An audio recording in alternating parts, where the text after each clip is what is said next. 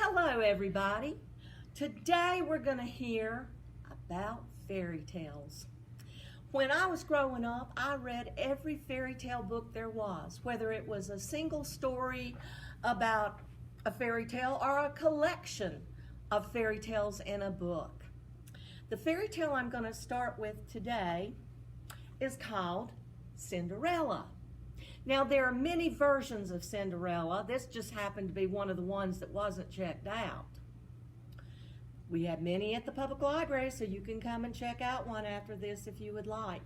I know everybody's thinking, I know that story. I've heard it. I've seen it on TV. I've got the DVD of it. Well, I hope you listen to my part because sometimes I tell it a little bit differently. Now, this fairy tale Cinderella is from an old story that was retold and retold and retold, and the most familiar version was by Charles Perrault, who was a French writer of folk tales and fairy tales from France. So that's the one that most people are familiar with. So here we go. Fairy tales always start with, once upon a time, there was a young girl.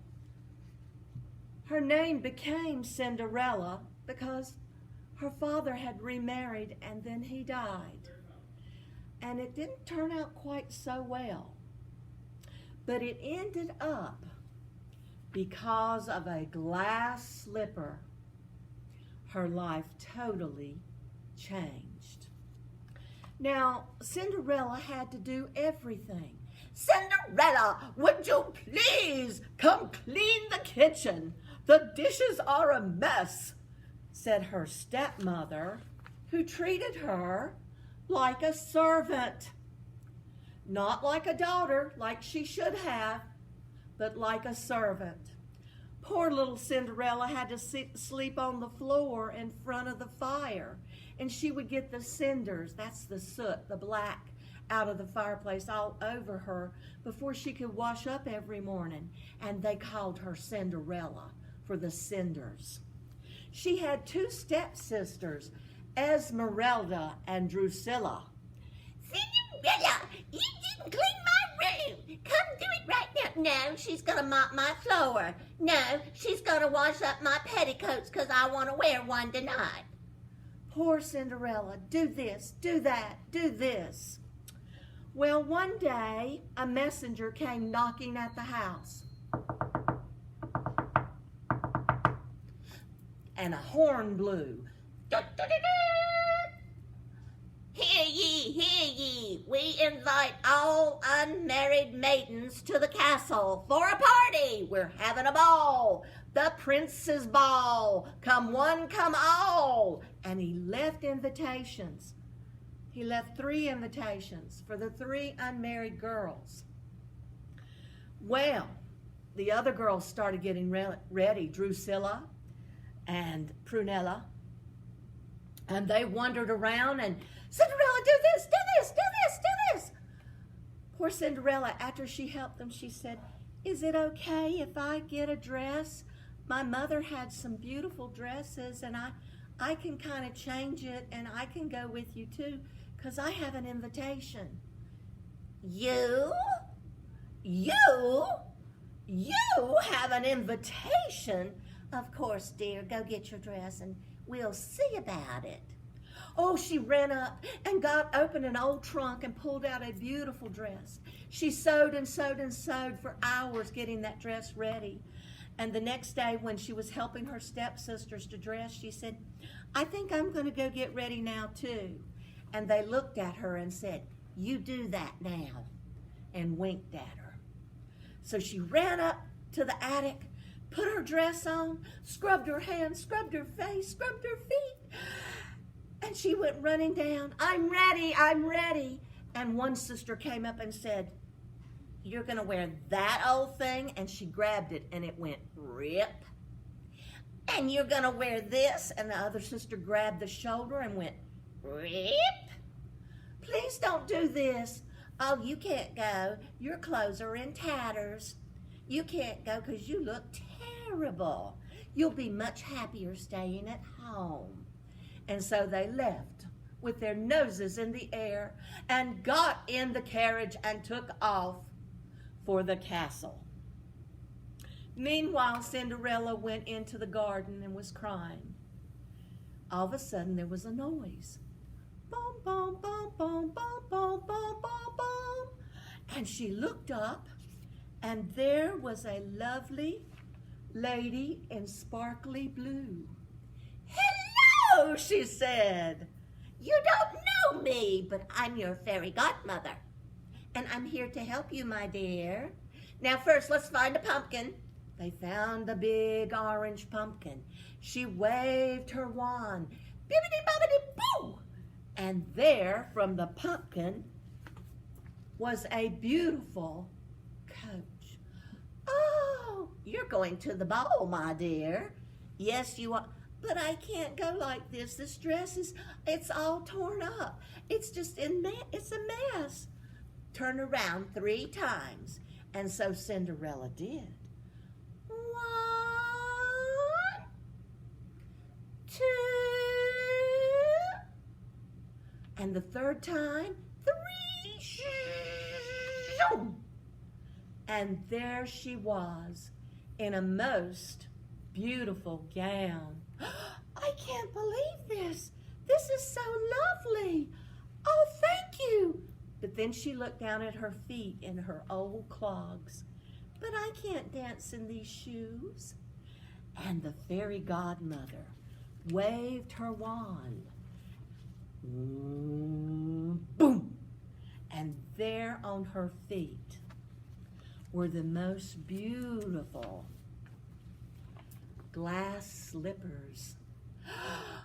"I can dance in these shoes. I absolutely can." And so she climbed into her coach and went off to the ball.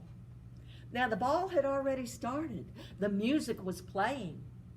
She got to the top of the steps, and everybody looked up, and they saw this lovely young woman, and they all went, "Oh!"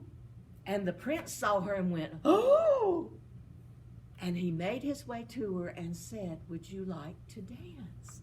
"I would, thank you very much." And they danced the night away. But you see, the fairy godmother had told Cinderella, when the clock strikes 12, you must be home, because everything turns back to the way it was. So they're dancing and dancing for hours, it seems, and the clock starts striking. Bong! What time is it? Bong! It's getting ready to be 12 o'clock. Bong! I have to go! Bong! Ah! And she runs off. Bong! And it keeps going. Bong! Bong! And she's out in the carriage. Bong! And as she's getting in the carriage, her slipper catches on the thing and falls off. Go! Go! Bong! Bong! Bong! Bong! And it strikes 12. But she's on her way. And the prince makes his way down, and he sees the glass slipper. She's gone. I'll find her. I have her glass slipper. I will find her. Sure enough, Cinderella gets home. She's back in her rags. She's back in the kitchen scrubbing dishes when her stepmother and 2 stepsisters come in. We had the most wonderful time. Too bad you couldn't go, dear. But we did have a good time. But there was this one girl that came that was beautiful, and the prince just danced with her and her and her again. I tell you, none of us have a chance. Oh, who was she? No one knows. She had to have been a princess. She was so beautifully dressed. Oh, she was. Did she dance well? Oh, yes. Oh, yes. In fact, she talked to me for about 30 minutes and became my best friend. Cinderella knew she had not talked to anybody. And I think I am going to be her best friend next time I see her. She and I are going to have the best of times. Cinderella gave them both a look. Well, the next day, the prince went in to the king and queen.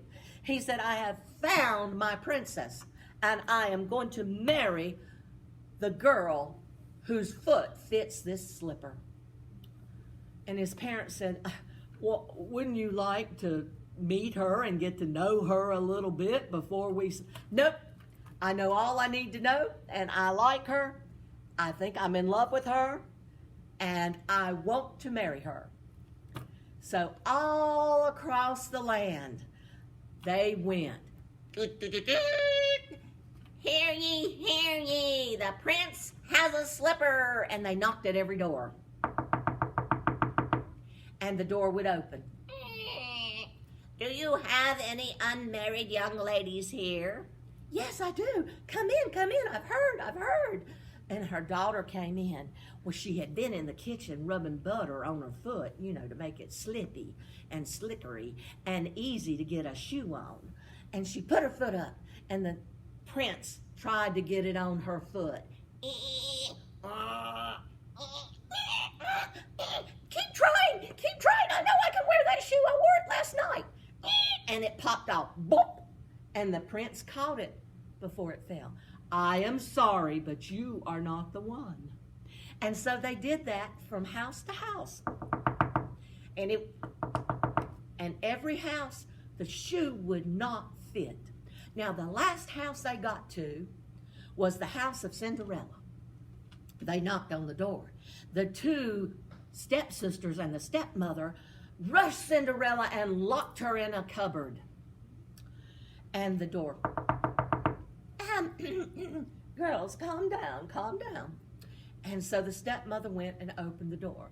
Come in. How may we help you? We're here for the prince to try on the glass slipper. Do you have... Yes, come in. I've got 2 unmarried daughters. Come in. So they came in, and the 2 girls were sitting there with their foot straight up in the air. No shoe. And the prince went, okay. And he got down on his knee and tried to get the slipper on Drusilla's foot. It'll work. Keep trying. And it wouldn't. And so her sister elbowed her out of the way. It's my turn now. Your Highness, here's my foot that the shoe fits. And so he tried the slipper on her foot.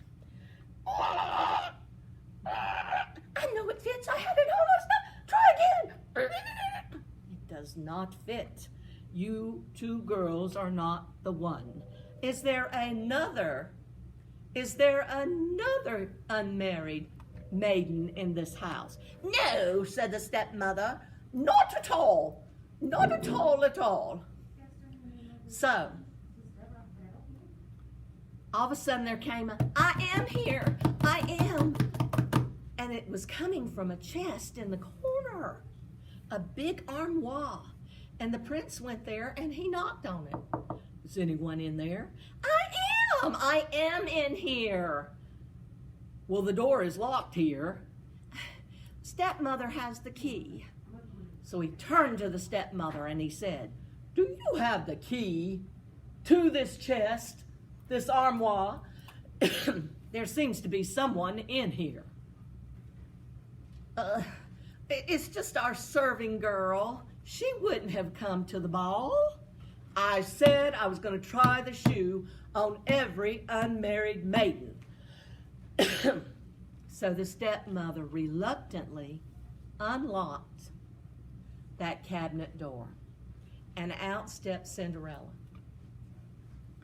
I would like to try the shoe, please. And so the prince had her put her foot up, and the slipper went, boom. It fit perfectly. And out of her pocket, she pulled the mate, the other shoe, and put it on. She said, I did go to the ball last night, and I did dance with you, and I am the one who owns the glass slippers. About that time, unbeknownst to Cinderella, her fairy godmother had been waving her wand. shoo. And there she stood in the beautiful dress that she had worn the night before. And of course the prince carried her back to the castle. And after a month of parties and celebrations, they were married. And as in a fairy tale, it ended happily ever after. And that's my version of Cinderella. And there are many other versions also. Now, I also would like to tell one more fairy tale. This one was French.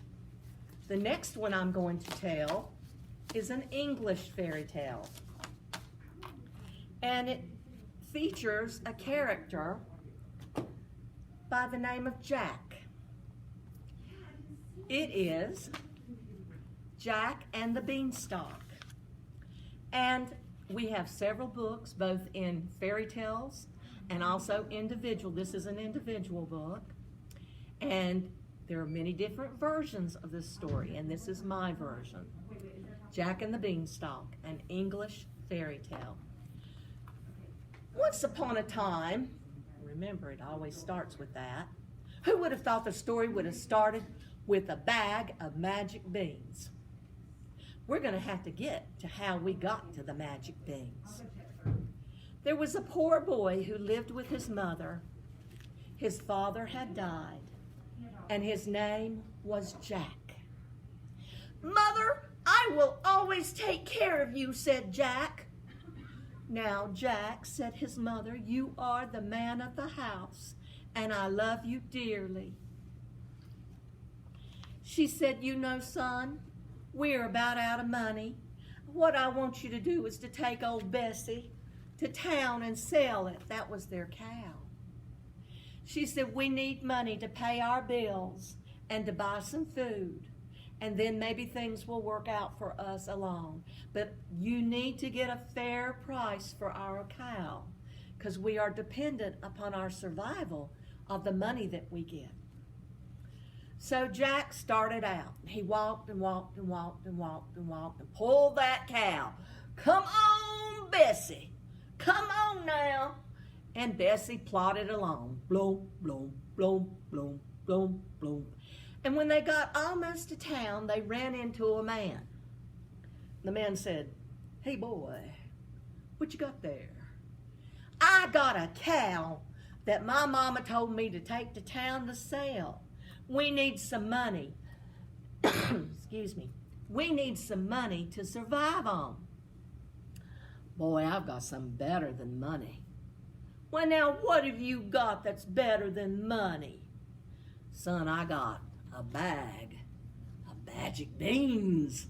"Yes, sir." "Magic beans? I've never heard of such." "Let me tell you, son," said the man, putting his arm around Jack's shoulder, "this here be the best investment you ever made. Why, these magic beans will cause everything in your life to be wonderful. Trust me. Give me your cow, and I'll give you the bag of beans." "Well, now, my mama said for me to sell that cow for some money." "You won't need money. These beans will provide everything for you, son."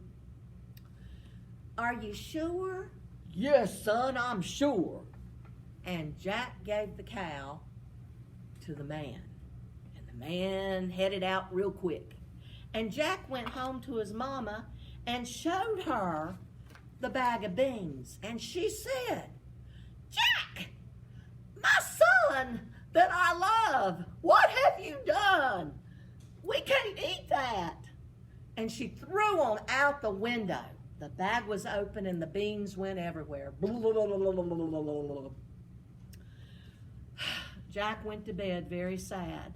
His mother went to bed and cried because there was nothing to eat in the house. The next morning, Jack woke up. He looked out his window and he saw a big old beanstalk going up into the air. And Jack said, "What in the world?" Well, now, being a boy, what do boys like to do? climb trees, climb mountains, climb up rocks. So what do you think Jack did?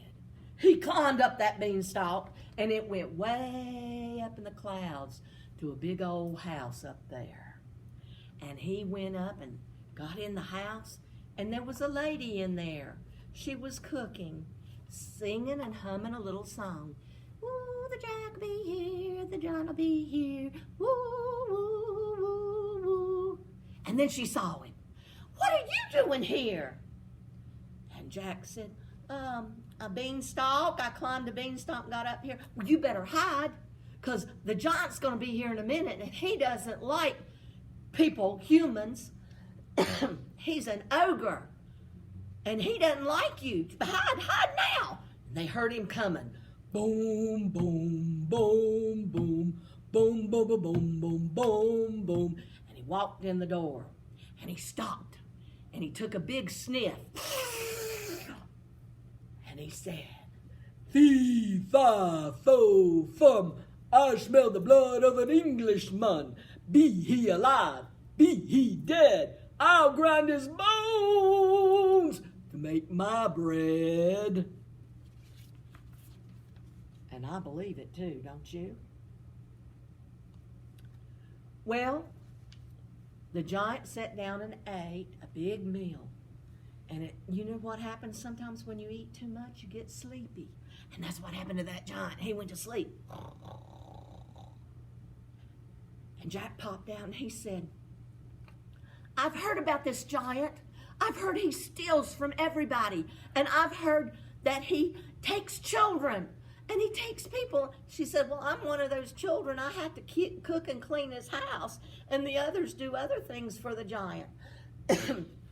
"Well, I'm here to help," said Jack. "I need some money." So she took him to a table where a bag of money was spread all out over it. She said, "Hurry, you can have that, and I'll just tell him I don't know what happened to it." So Jack grabbed up the bag, ran out the door, ran down to the beanstalk and climbed all the way down. Boom, boom, boom, boom, boom, boom, boom, boom, boom, boom, boom, boom. Ran into the house. "Mom, look what." She said, "Oh, Jack, there's nothing to eat. What's going to happen to us?" And he poured out the money on the table. "Mom, I know you're going to say I stole this, but the man, he's not a man. He's a giant, an ogre. And he's mean to people, and he steals from people. And I'll give some to the church for the poor, but we'll keep some too to live on." And they did, and the money lasted for a while. Then one day they were down to their last gold coin. "Oh, Jack," said his mother, "what are we going to do? What's to become of us? We have no more money." Jack said, "Don't you worry, Mother. I'll take care of us." And you know what he did? He climbed up to the clouds, to that giant's house, and snuck in again. And the girl said, "What are you doing here again? The giant's coming. What are you doing? Hide, hide." So Jack hid again. And here comes that giant. Boom, boom, boom, boom. In the door, takes a sniff. And he says, "Fee, fa, fo, fum, I smell the blood of an Englishman. Be he alive or be he dead, I'll grind his bones to make my bread." And the servant girl cooked and fed him real good, and he fell asleep. Shoo! When Jack made sure he was good and asleep, he came out. He said, "I need something else that makes money." And she said, "Well, the giant has a goose that lays golden eggs. But if you're going to take it, you better take it now and run." So Jack grabbed that goose and held on to his beak so it wouldn't squawk and went running to the beanstalk and climbed down and went into his mother. And he said, "Look, Mother, we now have a goose that lays golden eggs. We never, ever have to worry again." And his mother said, "Oh, Jack, you take such good care of us, and we'll be able to help other people too." And Jack said, yes, Mother, we will help everybody else too. And time went on and everything was wonderful. But then Jack noticed that his mother was very sad sometimes. They had enough food to eat, shoes on their feet, a roof over their head. They even had a new cow, and everything was real good.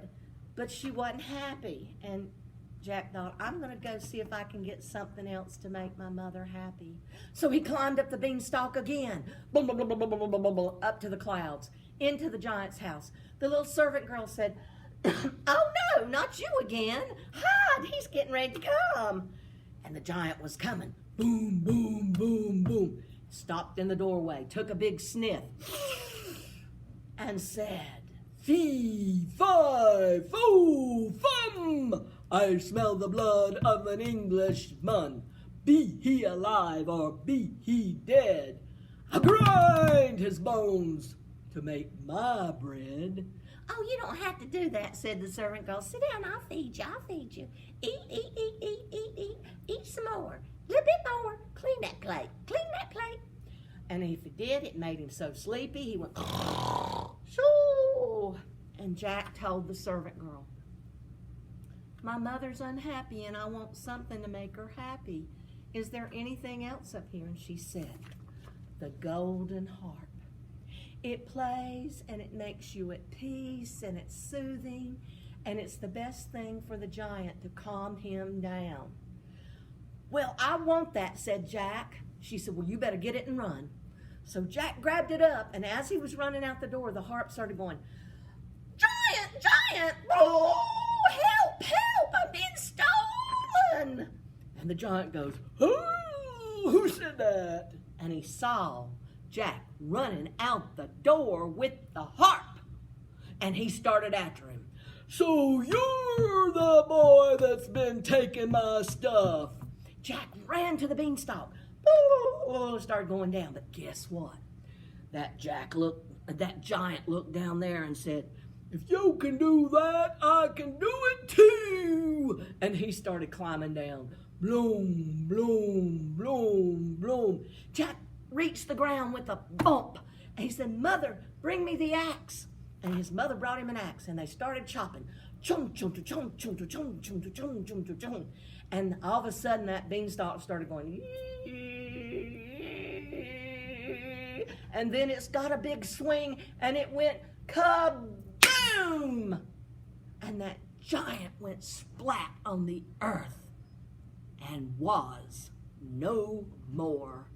So the people of the land had no fears ever again about losing their money, losing their cows, or worst of all, losing their children.